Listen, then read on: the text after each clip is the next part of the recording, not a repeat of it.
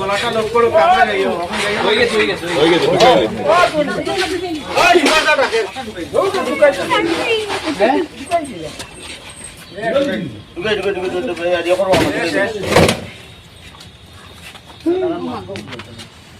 मैदान बुझले একটা ফটো বা বুঝিও দাদা ডালিও মাম নেই তেমন চলুন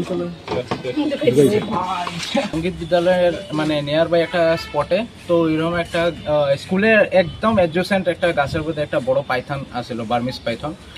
তো আমরা শুনি আমি সব আমার team wildlife rescue team সবরে আমরা অ্যালার্ট করছি। তো আমরা একটু টাইম লাগছে বাট আমরা আই গেছি।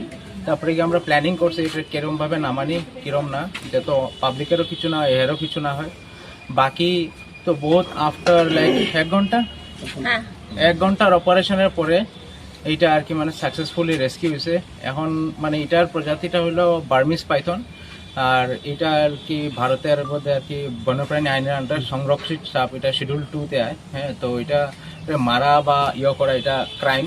হ্যাঁ, সেকেন্ডলি এটা দেখেন এদিকে আর কি লোকালয়তে থাকে আর কি, রেয়ারলি রোদ্রু তাপাই পারলি গায়ে এরম জায়গা যায়।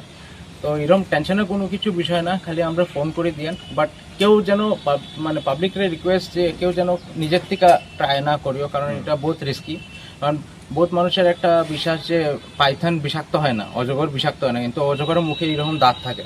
আর যদি কামড় মারছে যে হে পুরো রক্ত সব লইয়া যাবো গিয়া, মানে হে অতটুক ক্যাপাসিটি আছে।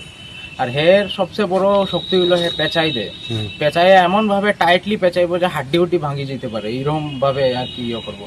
যেহেতু আজকের যেটা পাইথন আসলে এটা 9 ফুট লম্বা, আর ওজন প্রায় 12 কেজির মতন হইব এটা। তো এটা সাকসেসফুলি হয়েছে কারণ পাবলিকের কোঅপারেশন প্লাস আমরা তো আসি পুরা টিম বারাকবেলি ওয়াইল্ড লাইফ ডিভিশন। তো বাকি থ্যাংক ইউ সবরে কোঅপারেট করার লিগা। এই পাইথনের কি আরো প্রজাতি এখানে আছে নাকি? না, পাইথনের দেখো নর্থ মানে আমরা এই সাউদার্ন আসাম সার্কেলে খালি স্পিসিসটা আছে যেটার নাম হলো বার্মিস পাইথন। এটা বহুত বড় হয়, 1 কুইন্টাল থেকেও বেশি বড় হয়। তো এটা কোনো নাই যে এদিকে তার একটাই ডিস্ট্রিবিউশন আছে। এমনি অন্য জায়গাতে যেরকম ইন্ডিয়ান রক পাইথন আছে, তো আমরা এদের বার্মিস পাইথন আছে। যেহেতু রক পাইথন রিপোর্ট করা হয়েছে না আজ অব্দি। এখানে আশেপাশে আরো কি আছে নাকি?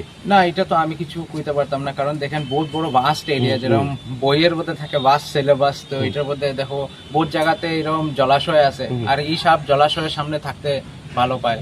তো ওই জিনিসটা আর কি ম্যাটার করে।